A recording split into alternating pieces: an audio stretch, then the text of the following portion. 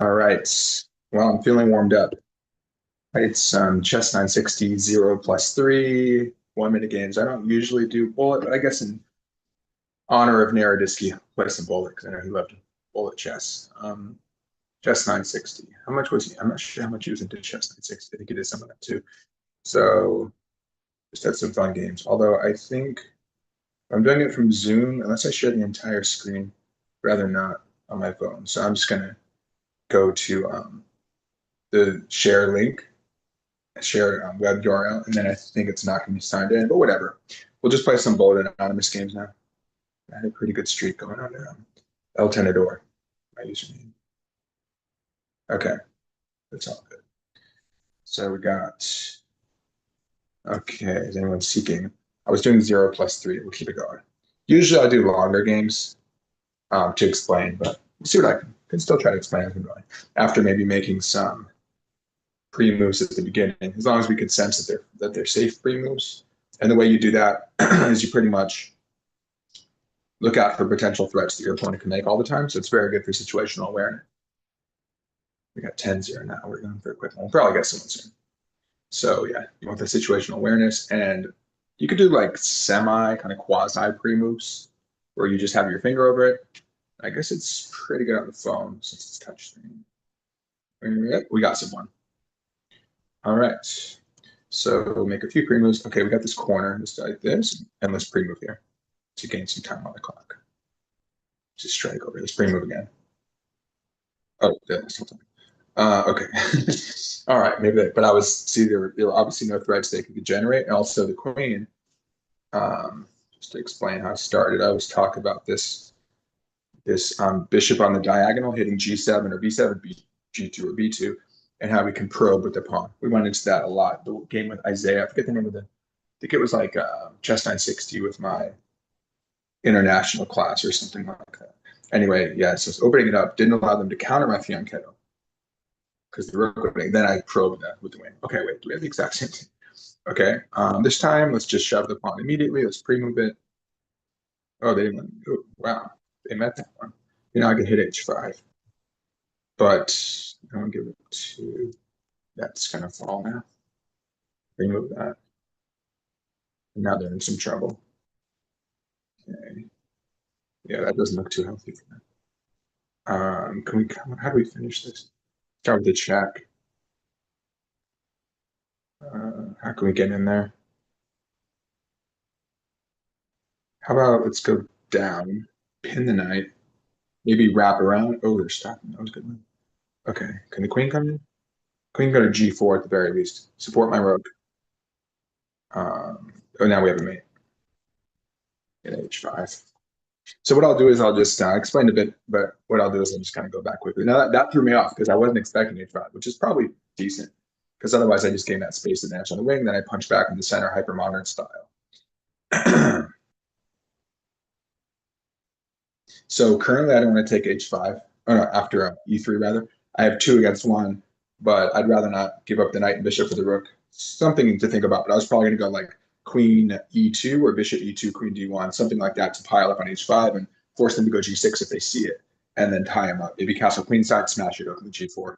But they went g5, which is a super weakening move. I take, I'm winning. It's just a winning position.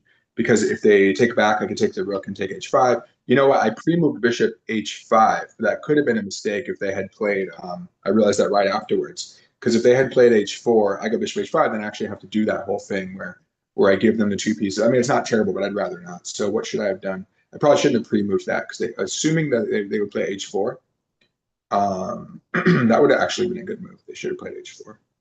Maybe my best thing is bishop h5, rook takes, knight takes, queen takes h5.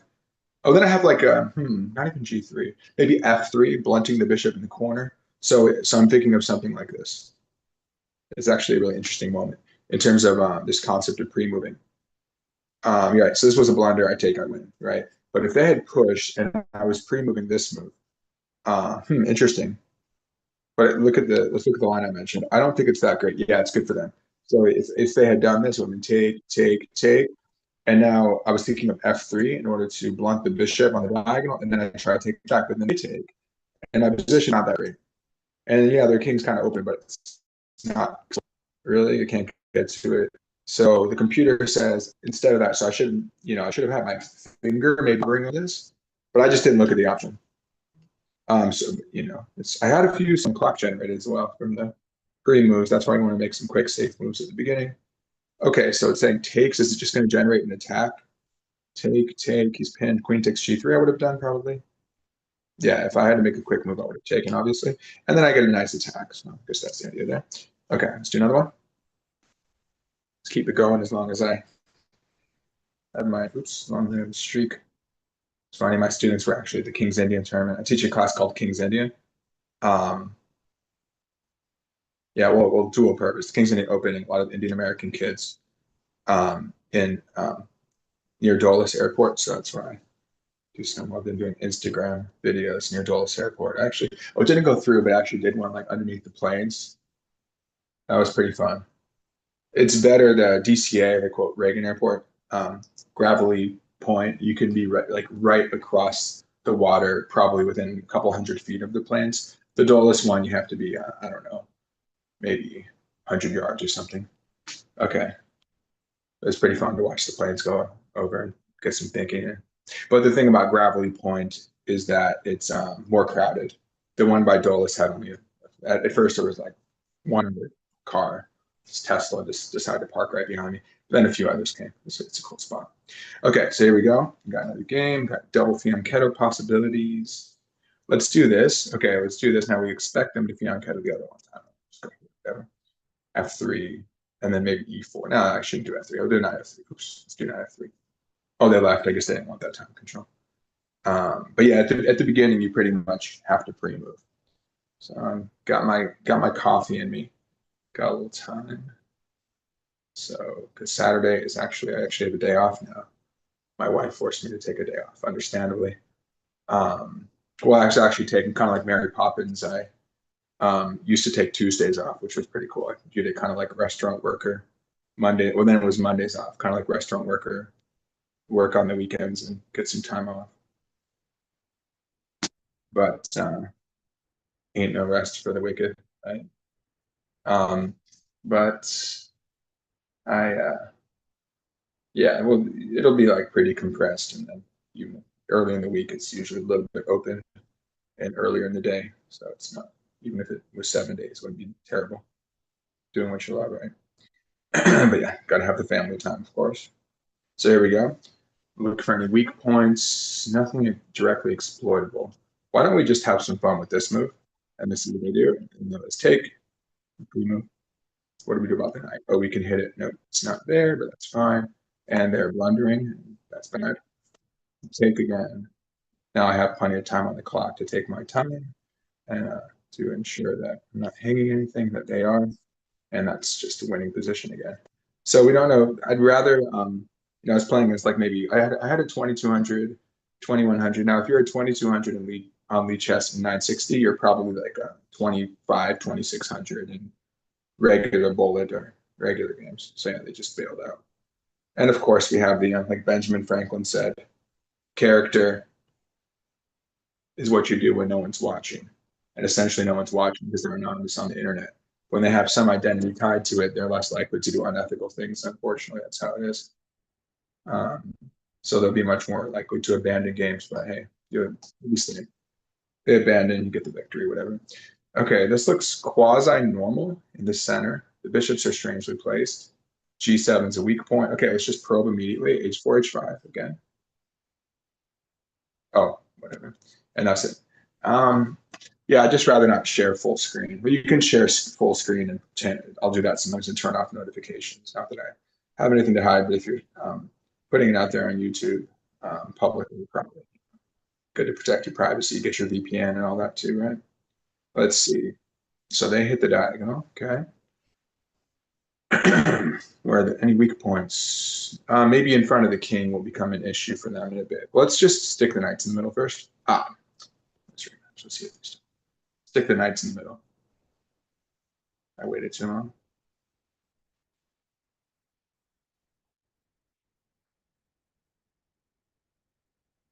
Same thing. Let's just get the knights in. Okay, straight back in the center. And they got forked. Pre-move take back. and take that guy, challenge the bishop, trade down, and take the bishop. That's their pawn structure. Come in, try to fork them, and get the fork. They can block, they can move the king and get to safety. Now we can eat this one. And again, like, keep in mind, if you have 14, 15 seconds, that's plenty of time. You don't want to freak out. You know, it's very important to keep your cool in that situation.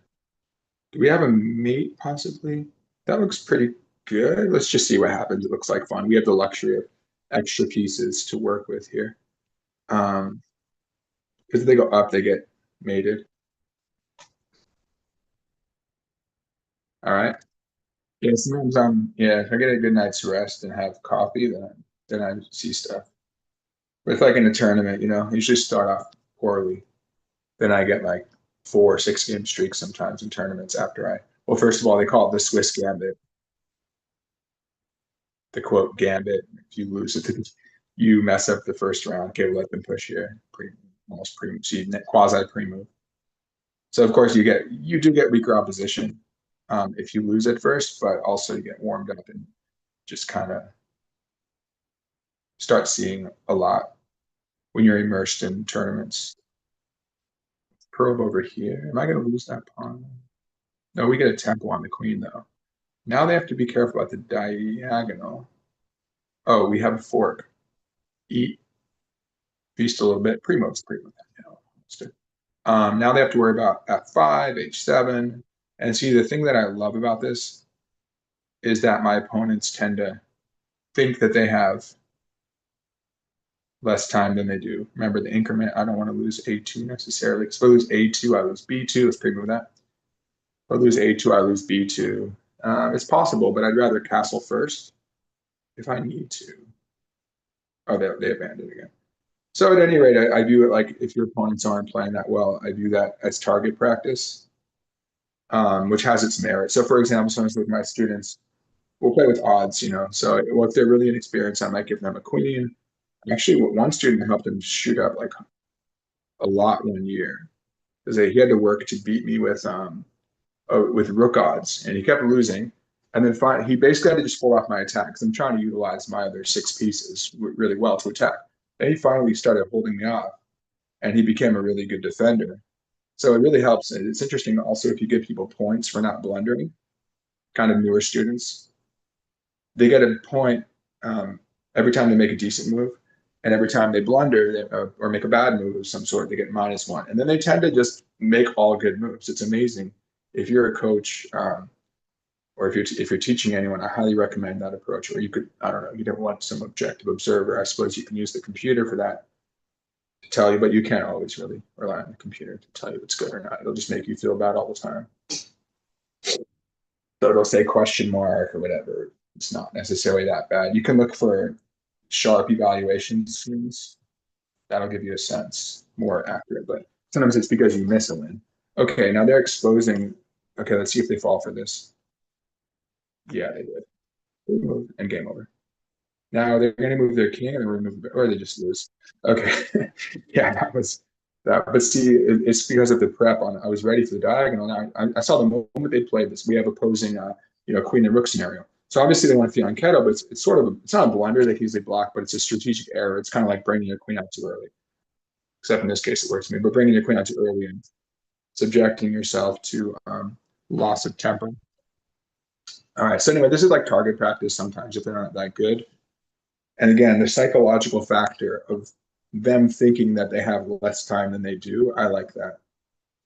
That happens all the time because I'm a time pressure addict, basically. Time pressure junkie. So yeah, I'm a procrastinator in general, so I like being in time pressure in a sense. It's not always great, but it works psychologically sometimes where they think that you're going to flag. And if let's say I can handle bullet chess, right? So if I can just lock in a huge advantage, that's fine because then I have good margin of error. And even if they play well, the goal is still to win with possible small erosion of my advantage. But my advantage might just increase. In many cases, it does because they think that I'm going to flag, and then they get excited. They get a sense of entitlement, and that's a big way. You want your opponent to think they've got a silver spoon. Give them a sense of entitlement and sense of entitlement is often a recipe for laziness, and you want your opponent to be lazy and entitled, think they have you, and then that's where they're not going to do their sharpest. So psychologically, if you are the one behind, you're the one to work harder. So I tell my students to imagine they're actually behind, even when they're ahead. All right, let's do this, and then it's probably safe to go in the middle with the bishop. Yep. Hit that point. See what they do about it. Can they challenge me? No, not yet. Okay, this person probably knows what they're doing. Let's see. Hit that point, see if they defend it. They probably will. But that doesn't look safe, really. And that's loss. That's losing. Because I'm gonna win that one. Gonna make them eat the time. Pre-move. Hit the F pawn next. Queen's gonna invade. Bye. Get that guy, pre-move, pre-move. And now I'm comfortable on the clock and I can try to just finish them off. Or they'll abandon or resign. Okay, let's invade with the queen. They want to move the knight, we trade, so we start tying them down. Now let's see again. Take your time. Ensure you got the win. I'm going to bring out my knight and probe them, as I love to do with my H pawn. And if nothing, I mean, I don't care about trading queens at the moment. Oh, can we trick them? Yes, we can trick them. Here we go. Because we're going to threaten mate. Oh no, it's not mate. My bad. What can we do? What can we do? Let's just go here. That's fine. Let's not give them the fork. Probably not a big deal. But I was thinking of knight. No, I thought I hallucinated for a second. So that I had queen 7. That's why. Oh, they saw that. Okay, we'll trade that off. Oh, I'm threatening. That's a much better way to go. Yeah. We get a fork, and that's game. Just pre-move taking, whatever. They're just gonna lose on him. Black guy. Yeah, it's all about situational awareness. Again, I just need a good night's rest. This past week I did some stuff. I've been on Instagram more, thinking about Naroditsky, thinking about my friend and student Sultan LeBlanc and how he died when he was 26, and Naroditsky died 29. And yeah, just staying up late this week thinking about that, watching some videos about them and so forth. So yeah, we finally got a good night's sleep last night, and so I'm caffeinated, ready for the weekend, and feeling like playing some blitz. Actually, well, I played with my class. Usually, when I start playing with my class, I get warmed up, and then I'm like, oh, let's play a little bit. I don't play that much these days, but I'm feeling it. We do. Okay, E7 to target. Let's get the knights. Get the knights out really quick. Let's just pre-move the knights. That's not a great move, but whatever. Let's do this instead.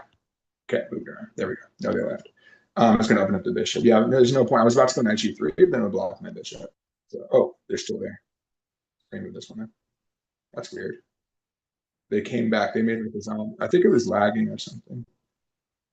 Let's try again. But yeah, see, I adjusted my knight g3 because I'm like, well, I would block my bishop. Let's just open my other bishop instead. And then obviously the h1 bishop is going to, the light square bishop would open in a moment. Okay, right. Another one. Okay, any weak points? Right in front of the king again. But let's see. Oh, let's make a threat on the knights. And I think we're winning something. Okay. And then they just abandoned. I mean, they lost on times. They had to figure that out. Interestingly, though, if I take one of theirs, then they're going to take the counterpart pawn on b2. So I'm forking the queen and the queen's forking the knight and the bishop. But if I take one, then they take b2 and counter fork me. That's interesting, actually. I want to see what the computer says about that, whether I'm actually winning a piece or not, or just a pawn or something. Yeah, it says it's not straight, a clean piece, because they have this move now. Well, let's see. They actually have that move to defend everything. Interesting, because the rook opens up against the bishop, of course, then the knight defends the knight. Now it's awkward, and that's why it favors this move now. So I take away the counterpart attack on b2. They don't get the counterpart pawn.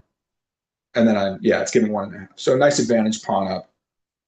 Queen's okay in no territory. Just make sure it doesn't get trapped. But if that's say they block my queen, I don't really see. Just look, it's very useful to give your opponent like 3 to 5 free moves. So what are they actually going to do? How would they trap the queen? I don't see it because I know for a fact that I have. No, not for a fact. They have bishop e5. But if I do have queen a6, I can always escape on the diagonal. So if they are to go bishop b5, but still you'd have to ask yourself, how do they, create some tangible attack on the queen? They can't move the rook up without losing the bishop on b8. Yeah, so she's probably safe there. Then that's why I'd say, just bring out your pieces, castle. There's no threat. Okay, let's keep going until I. Yeah, let's keep going while the streak is here. I don't want to say lose because that's one of the videos, unfortunately, that was sad to watch. Let's see, great hobby game. Yeah, it's really a sad situation with Naroditsky.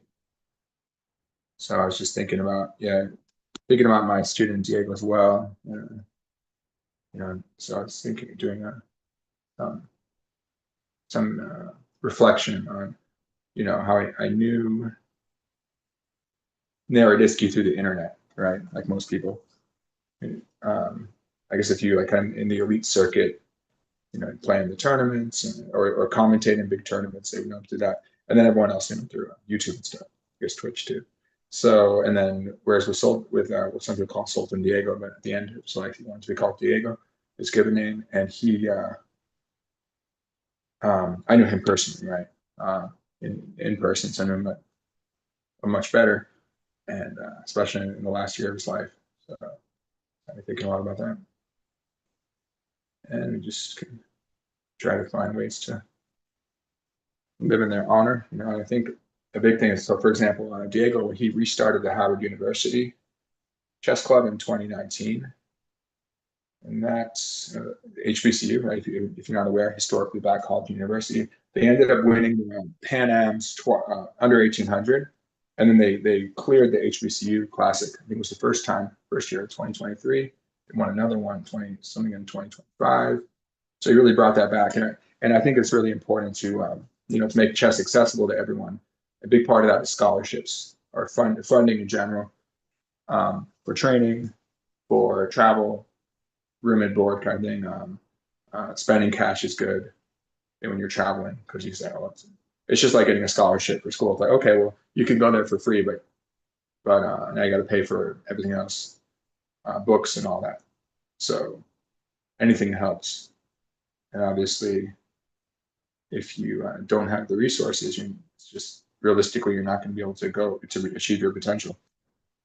So yeah, and if you're working a lot, you're not going to have time to, like if you're working to pay your way through college, it's going to be tough. So you guys to be able to take time. I think they should treat chess in colleges like sports, like pro athletes or college athletes, intercollegiate. And yeah, they finally made strides there. Obviously, there's the gender equity angle, and there's still a long way to go there. If you compare pay like among soccer, football players, and stuff. Um, so I think chess should be treated the same way. And then there's obviously from the self-interest perspective of a school. Like I went to Michigan, and of course they bring in so much money for the Wolverine program, but there's the prestige element too. And so it looks good for the college. They should be incentivized to just get some mega donors, super wealthy people, give money, and it makes a difference. So I think you can push for that. Okay, let's go.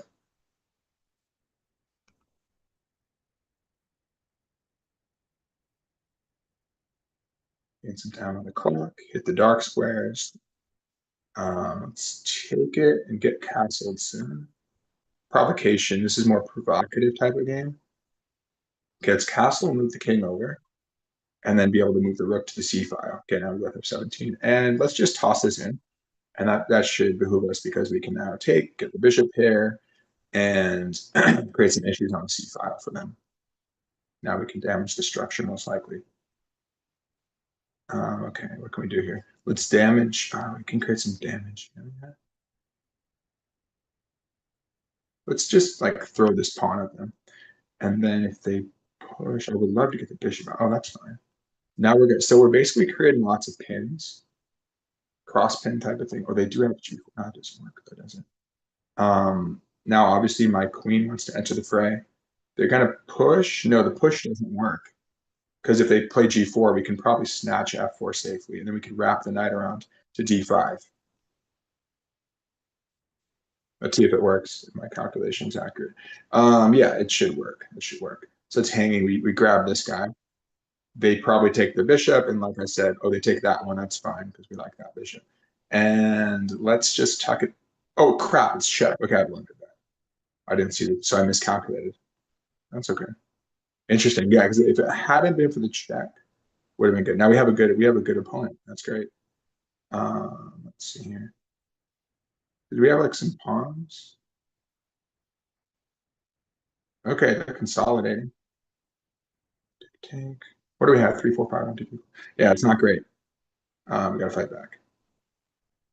But it's okay. Oh, okay, that was bad. That was a bad game. No, I lost the streak. Okay, I gotta stay focused. Let's rematch them. It's going all right, but I simply miscalculated because I was getting into the complex. I had tunnel vision. That was a good tunnel vision example because I was getting into the complexity surrounding the loose pieces, and I'm like, well, I know it's loose, but I think I can get away with it. And then I remember I made the assumption that they would take back my bishop, that they would recapture there, but no, they took the knight, and then I just didn't look at. So I had to look at that. I had to get away from that assumption for one, and two, I had to notice that when they do take the knight, it was with check. Because if it weren't with check, I'm fine. But hey, that's the result of loose pieces, exposed king. So now, really quickly before a new game, let's actually stop this rematch. I think I don't need the computer. We can easily figure this out because things were actually going really well. What are we at? 4, 6. So yeah, we're up a pawn, bishop pair. And I wanted to keep, let me think. I got a little greedy for the pawn, but hey, I mean, I could take it for free. Why not, right? So I was the alternative was, so I was thinking about bishop g4 in order to stop the pawn advance. But then, the thing I didn't like about, well, if anything, I was getting greedy for a diagonal, which is actually more reasonable. I wanted that, it was being, let's say, persistent. So for example, if I snatch f4, well, if I keep the bishop, then I get to just tuck back g6. I like that diagonal because the king is, okay, so the king's in the crossfire of the rook on c8. He's in the crossfire from the rook and from the bishop if he moves over. So I got all these cross pins. I got the bishop there. Yeah, I mean, if you look at this position, it's probably significant advantage for me before I blunder. I'm imagining like at least a -1. Let's see. I like to guess. No, yeah, it's going for a -2, -1. No, make up its mind. Yeah, about -1. Fluctuate. It's oscillating, but -0.8. But yeah, pawn up, bishop pair. Now I should be making the prophylactic move, king a8, and then go all out. The other thing is, yeah, anyway, it was fine. But my opponent was good, and they actually were able to exploit something. Unlike the others, they all blundered at some point. But yeah, it's easy to blunder when you only have a couple seconds on the clock. But this is where situational awareness is very important. So anyway, I messed that one up. Honest mistake. Okay, let's move on. Did kill the streak though. Let's try and keep it going. In the arena, my students, it was a little controversial as to whether or not they should go with streaks. One student had a higher performance rating. He came in second, but he broke his streak because in the streak you get +4 if you win after you win 2 games. Yeah, let's adjust. Go here. Prepare for this unless they hang the queen. Pre-move. Quasi pre-move.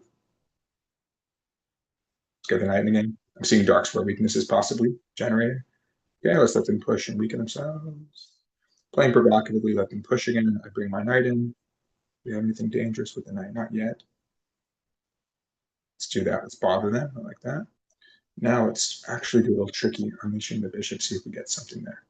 Can we trap our knight? Might get trapped in some cases. Yeah, okay. Now we're hitting c6, provocation again. I want to provoke them to play b5 and to access c5. That looks a little sketchy. Now I'm pounding the light squares. Well, the nice thing about my position is I'm pounding both. I'm pounding c6 and d6 simultaneously. That might be really hard to hold. And now again, we can sense that we win. The position crumbles. Hit the rook. And next, oh, they give it to me. Should I just grab that? Yeah, why not? Take it, get my check, and we're winning material. Now we want to ensure the safety of the king. Should we just probe a little bit? Now let's do this. I'm gonna have to move it actually, but I think they're gonna hit me. Oh, you know what? We can let them hit me. Okay, ensure safety, important. Well, let's tuck it. Just go here. That's fine. I think I'm safe. Ensure safety here. We need consolidation. It's clear material advantage. They're threatening mate. Sneaky, sneaky. We're not gonna give them that now. Got to see that. Got to look out for that stuff. Yeah, no, it didn't click. Okay. Bishop c3. See, they got some initiative on me though. They're doing well. Now they want to mate. No, you're not getting that either. Awareness, guys. Awareness. Where are they going? And they ran out of steam. But that game was about being aware. So it was pounding 2 points. B6, C6, provocation of softening in their position. Then, so that's how I just pounded those points, and it's especially good because I had the initiative, and it was easy. It was much easier for me to play since they had to continue to respond to my threats. And then I gained material advantage. Then I said, okay, you're going for some Hail Marys. Stop Hail Marys. Run out of steam. They give up. Okay, they just couldn't find anything of that. All right, let's see. Let's do a little. I'm gonna go here because that way I have this open for the knight. They're gonna invade with the knight. We're gonna go bishop b4 if they do. Actually, no, take it possibly. Snatch. Let's go here. Maybe let's provocate. I'm just playing some provocations again. Let's see if they want to push. I'm gonna snatch the knight. We can allow them to take. If this feels a bit like the other game, provocation, let them take. Okay, we're doing this way. Take. Oh, that's super great. We'll see. We'll work with it. Provoking this. It feels like the other game, doesn't it? Quite similar. Oh, interesting. Oh, I'm sneaky. This person seems good. I like that. Okay. Provocation, further provocation. A5 is coming here. Bishop F2 is coming. That's fine. So we can let them take B2. No, even if they want to, they couldn't. Now we're going to sneak up, get off, obviously, this pin. We don't like the pin. And then we could start to smash the B file and try to win that way. Yeah, the B file should be decisive. C3, B4, breakthrough. We scan the position, ensure that they don't have anything on us. What are they? Do they have anything? Not quite. Now we're going to do the C3. So we don't necessarily need to castle. We can provoke D4, let them get excited. Think they have D4, but then if they do that, they hang C4. What? Wait, did I miss something? Oh, I totally missed that. I missed something. Okay, we got to work with this. But at the same time, even though I missed it, the B file attack is nice. What are we down a pawn? Yeah, I don't think it's super decisive. I don't think it's relevant actually, because we have so much initiative generated. I don't see what they're going to do about this this breakthrough, this pending or current breakthrough. So we can easily get it back. Okay, let's mess with them a little bit. And where can we go? Where can we go? We can certainly get the pawn back anytime we want. Oh, or maybe not. Kick the knight, mess with them a little more. And that's guarded though. Very importantly, that's guarded. Oh, almost lost some time. That's guarded. Get off that line. Take. Get out of the way. Bring out the rook. A1 or C1. Oh, C1 check looks nice. That's it. And then the nice thing is if they block, when they block, oh, we have knight. Oh, okay. Let's go here. Hitting F6, hitting G5. Boom, and we win. So provocation was successful. Mission accomplished. I don't know if we can hold on to the knight. I'd like to. Let's just mess with them again. And we probably get to come out with check and possibly a mate coming. Oh, wait. There's our mate. I think our mate's coming. A little bit of restriction. So I was about to go for the check, but if I had gone for the check on this would have been hasty. See how many of us would go for that? I almost went for it. So tempting. Knight F6 check. Would this still be mate? Knight F6 check, King C5, right? And then they're hitting my rook. So I was about to do it, and I thought, okay, 9 seconds. That's okay. So then I go rook C1, and that's pretty much finished. The only move they have, no, it doesn't work. If they go bishop G7, then I go knight E7 mate. Either way, they're probably getting mated because they've walked into a net. I ensnared them. They almost had something on me though, but whatever. I mean, they got a pawn, but that was irrelevant because well, first of all, by taking A4, it opened up line. Secondly, I smashed with B4, and I was already hitting C5. They take, I hit B6. So again, we had the softening of B6. So we have weak squares based on no pawns being able to guard them anymore. A pawn had moved, C pawn had moved. We smash. Whether or not the queen's on the board, it's decisive. And even, well, we had essentially, I think we had a queenless middle game, yeah, because we had quite a few pieces left on the board. We had two rooks. I think we had three modern pieces, so plenty of pieces, and then they got in trouble. All right, let's keep going. Maybe one or two more. Well, no, okay, I'll probably make this the last one. Let's see. Okay, any weak points? Should be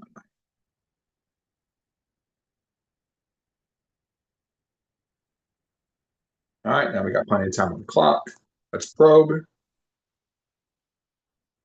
It's funny how we see a lot of commonalities, somewhere across the edge. Hit some dark squares.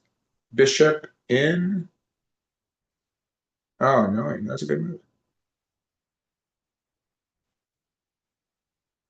Now I'm threatening a fork. Let's see if they notice. They did.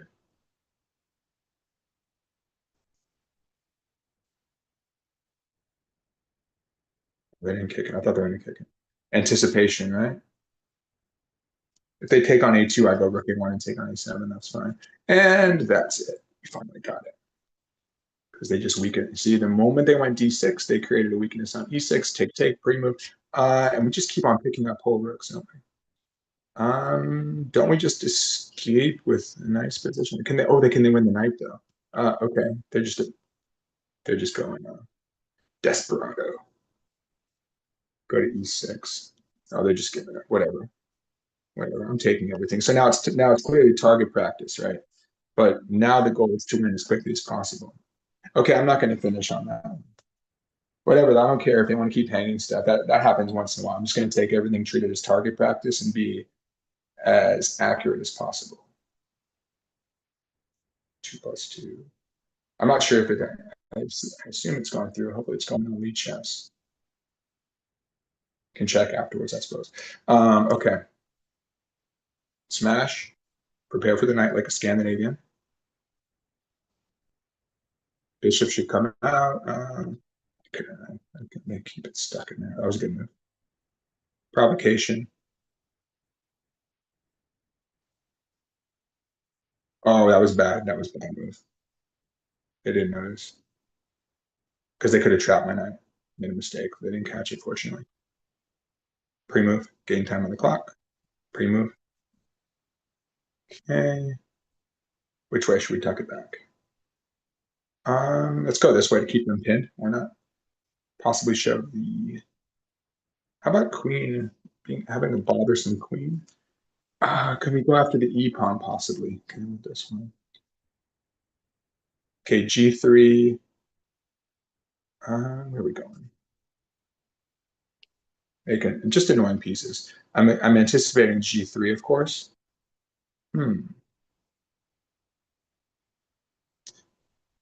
Go after the knight. They're pretty good. Probably like an 1800, 2000.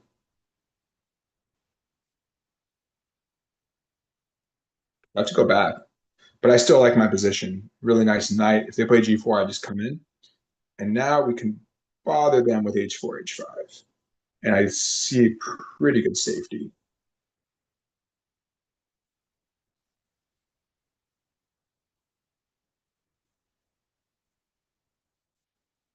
We might have some tricks.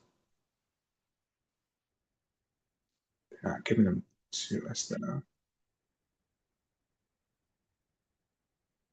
I was going to try and get that in a tricky way, but just got in anyway, in a normal way. Now some sneakiness against d4. Let's see if they notice. They're pretty good though. They're not giving me anything yet. They saw it, huh? Take it. Because now the rook opens up to guard themselves. But now we're going to hide the king on, kind of quote, hide the king. Is that going to work? Is that actually going to hide? We're going to hide him on d7. No, they could check. Let's go back. Yeah, I guess so. Okay. They're pretty good, like I said. Oh, wait, the pawn's hanging now. They noticed it. Oh, they're really good. They're really good. They're not falling for anything. Now I route it, come back again. Hopefully they double. Aha, they finally gave me the pawn. I've been working for that pawn. Well, I'll take the exchange, but they're going to certainly have compensation. However, oh, they have the queen. They have that one. Straight down. Now what we need to do, we already have the H file. what we need to do now is take the pawn. No, no, I would have gotten mated. I almost got greedy, but I saw it in the nick of time. Okay, now what? I mean, I suppose I'm very happy trading. No tricks for them. I'm happy trading. Obviously, they're not going to oblige.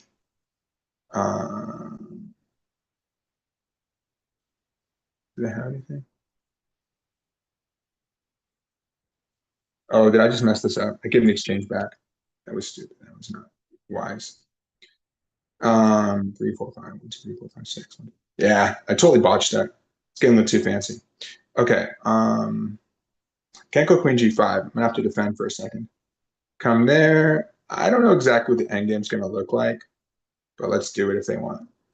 Let's see. How's that gonna look? I just totally botched that. It's a good game. I feel like they're pretty strong. They're probably at least an expert.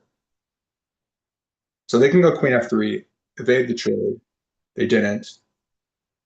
Now what can we actually do? Oh, clearly. Take in, and probably win. Boom. Yeah, that should do the trick.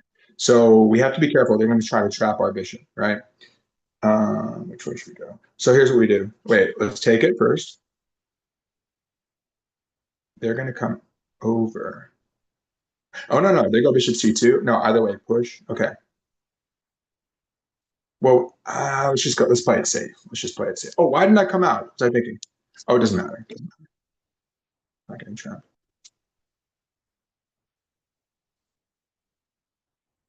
They're not going to be able to come in, though.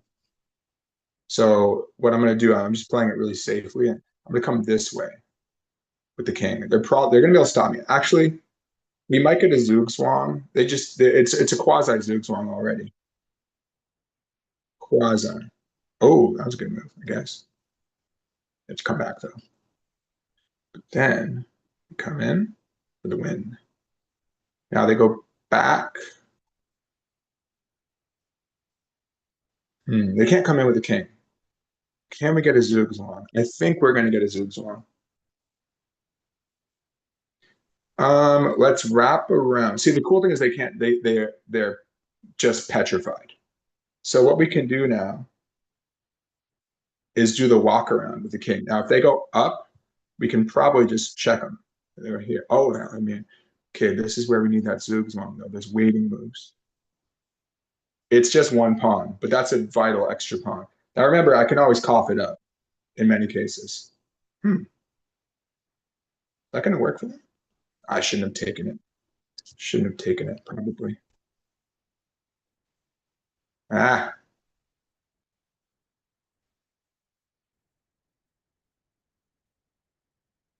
I kind of botched it, did I? Yeah. Then I hope I didn't botch this, did I? I totally botched it. Ah, terrible. Like I said, they're good. They're good. They let me. Oh man. Oh, okay. Good. We might save it. We might be able to save it. I so botched that though.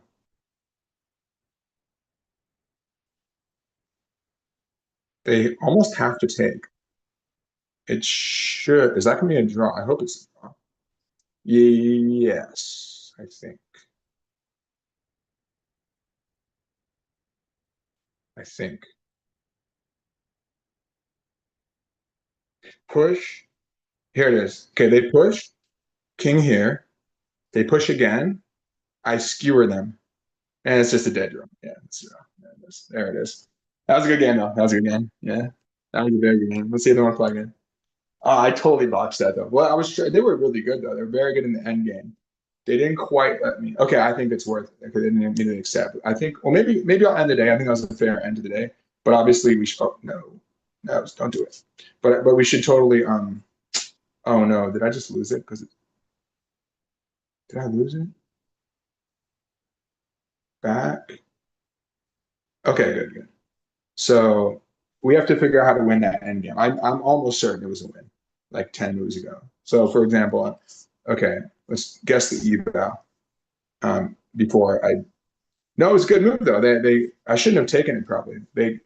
I don't know. I guess I should have played a4 earlier. But going back, before that happened, before I messed up and let them push. Okay. So it's, yeah, it's a -4 already, but then I get the exchange back. But interestingly enough, it yielded a, oops, why is it moving around so much? It yielded a winning endgame, I think, which is actually, that's typical. No, now they're okay. Where did they mess up? They messed up somewhere. No, it wasn't. No, it says it's only slightly better. But I do think when no, I think really they have their pawns A2, B3. So yeah, when we're here, so we're in this end game, right? This should be winning. Okay, it's giving me a big advantage, but not decisive. We're moving toward that level. We're at -2. That's a huge advantage. I think as you get toward piece up level would be like moving up toward -3, then you're winning. This is pretty much winning, but have work to do, not decisive necessarily. Because they could have. It doesn't see a clear cut win yet. Probably it will though. Okay, so I eat the pawn, up a clean pawn. Now remember, there's this threat of playing a4 take.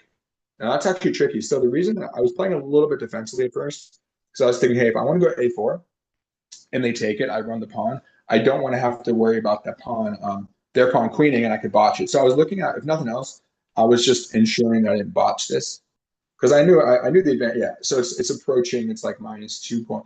Yeah, there you go. That's saying win effectively. As we approach -3, we're getting to win. A lot of people think, oh, -2, -1. A -1 is this more like it's some advantage. It's an edge. -0.5 it doesn't matter that much. As you approach -1, you're getting somewhere like as if you're a pawn up, but a pawn up could be a draw. As we approach -2, you're obtaining a decisive advantage. However, it depends how sharp it is because that may be dependent on accurate moves, super accurate moves in the fog of war, which only a computer would find. So you end up messing up, it swings back. But as you approach -2.5 to -3, I think that's where you're generally speaking. But you have to use your judgment to determine would you find these lines or not. You can play through the computer lines and see whether you agree. Okay, so I shuffle a little bit, kind of gaining some time on the clock as you would do if you're trying to get to like move 40 or okay. So I'm waiting a little bit, probing, make him go back. Again, I was playing for Zugzwang, but I have to keep in mind that they have this constant counterattack. Okay, that's fine. So and the advantage is smaller now. So it's saying big advantage, but not over. I think I'm getting toward, I'm sure there must be a Zugzwang coming. But maybe it's that it just wasn't that simple. So that's where it threw me off a bit. Did I make the no, I went the wrong way. It threw me off because I looked at it and then I was like, oh, can't go king f1 because I was expecting king e2 and then something good was going to happen. I forget what it was. Oh, and then I was going to go bishop c2 and stuff like that, tie them down, wrap my king around. That would have been very good. So I just missed this one.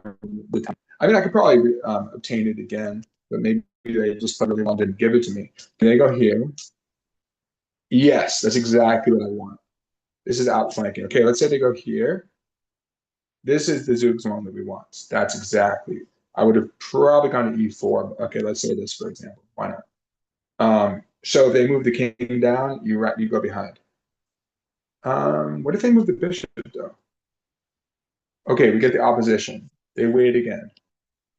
Where's the win? Where's the win? Oh, right. Then I come eat the f pawn. So I end up actually winning. Could potentially just win on the king side. I get the f pawn, and they don't get to play like in the game f5 and damage my structure. And when they did play f5, so that would have been winning. Now when they did play f5, that's when it threw me off. So they're like, when you're only playing with a few seconds, there's a psychological element of just trying to throw them off. Like that happened in one of my games when I took b7, and they were shocked, and then they thought for a little bit. They thought for 2 seconds, and they lost because we hadn't generated enough. We hadn't generated enough initiative. Sorry, enough increment. Like you want to, make a few quick moves, get to let's say 6 seconds to 8 seconds, then that's all the time in the world for 0+3. Now, once I make a few moves, okay, now realistically, in all seriousness, then we're at plus 15. We got 20 seconds, and then really, if you're pretty good at bullet, imagine if you're good at like a 1 minute game, 15 seconds with a 3 second increment is all the time in the world. You just have to have good reflexes, and then I'm losing. Yeah, and I was like, oh. And then I got lucky to throw. I sensed that they made one error. What was that one error they made? Well, they got nervous somewhere. Where was it? Oh, I should have pushed, sure, but no, it wouldn't have helped. Yeah, the thing is, they took back. which is good enough. But instead of plus 62, it's only plus 12. But it's less decisive. But see, they have more chances to mess this up. Okay, obviously, I could have gone up. No, this is fine. Because the thing is, if they give me the bishop, I can. The nice thing about bishops is they can hold off like 3, 4 pawns at once. There are good puzzles like that in Endgame Challenge.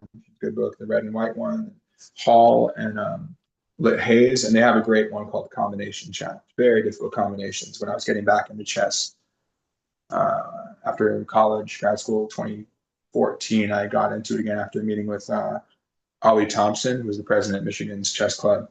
We were both at the World Open in 2014. That's when I got back into chess again, and I started studying. I was in a coffee shop at Northside Social in Arlington. If anyone in the area, if you know that, and it's a nice spot. So I remember reading I was working 9 puzzles at a time. I had my notebook out, and it's really difficult. So at first, I have a tough time with it, and then as you start doing it, after a couple of weeks, then you start solving them more. But those are really difficult puzzles. And I think they're composed, although the famous game, the one game that they do mention that I've seen is the famous game between it's Larson versus Spassky. I think Larson botches it. Is it a bird? No, I think it's B3.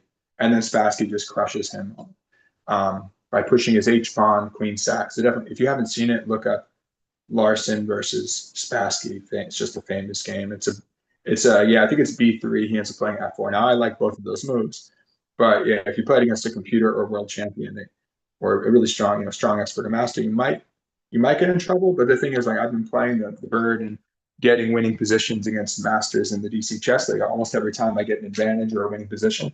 Sometimes I botch it in time pressure, but the point is that you can play that if you know it well and you can outmaneuver your opponent. At least the computer says at least equality. Basically, say equality for black. They get the person with black it doesn't have any real problems out of the opening, but you have the home court advantage if you know how to handle it well. Essentially, you're playing a reversed Queen's Indian, where you play Queen's Indian, B6, Bishop B7, knight E4, and C5. I mean F5. So it's a transposition into a Dutch-like position. Well, the one that Capablanca won, if you look at his first game under chessgames.com, he wins against the Dutch with F5, B6, Bishop B7. But his opponent, I forget his name. It wasn't Tartakower, was it? I think it was Tartakower. His opponent goes Bishop B7, takes F3, and gives up that bishop. You got to keep that bishop on B2 or B7. So bishop on B2, pawn F4, knight F3. So anyway, it is legit if you know it. And the only reason I wasn't playing in tournaments at first is because of Frum's Gambit, but actually Frum's Gambit's not that great. You just have to know how to handle it. So it's great in blitz, F4, E5, takes, D6 takes, and they try to crush you with, G5, G4. A lot of people don't even do that, and they'll just, G5, G4. A lot of people don't even do that, just develop naturally, get a lead development. But I know it pretty well. I have a nice win against an FM in Title Tuesday with it, but I usually botch it because it's 3+1. But speaking of Naroditsky, it was amazing if you look at the Title Tuesdays and see how he just crushes how he crushed everybody. And I liked his impressions. If you look at Naroditsky's impressions, that I've been talking about how that really stuck with me. Think about how he made you laugh. Now, interestingly, it says this is a win. He botched it. They botched it. Yeah, because the moment they went there, they gave me that one move. Now they can't push. I can take, if they support the pawn, I just take the D pawn.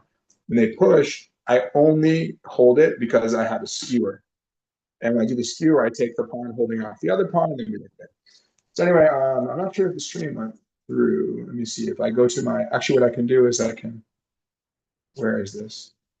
Because I'm on this anonymous thing, but if I go to, where would it be? Oh, search. If I search for my username and look at my profile, I think it'll show. It'll show it live. It says started a stream. Did it come through? It doesn't say it. I would go to the streamer page. Where is that? I'm just trying to see if I could see it from here. As a tournament. I just played with them one game with the class. It's fun. Somebody, yeah, he had a streak and he ended up winning, even though, again, second place team.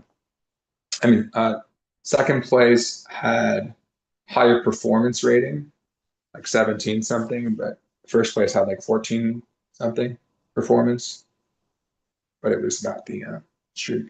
Okay, let's see. Yeah, so I got to get my. At one point, I was like almost 2,200 in a when I was playing, like when I got back into it. In the 20, I don't know, it's like 2015, 16, around there.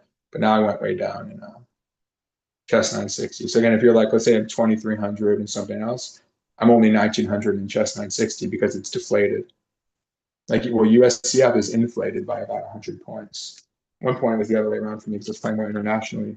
But most people have like, if they're like a 2,200 FIDE, there might be like a 2,300 USCF. And probably other, I don't know if the Canadian Chess Association and Federation and others go like that. So where would I see this? It doesn't, it's not popping up right here. Let me see if I go under stream. If it's showing up broadcast streamers. Well, these are people who stream more. I don't know if it's working. No, I don't think so. That's weird. But is it?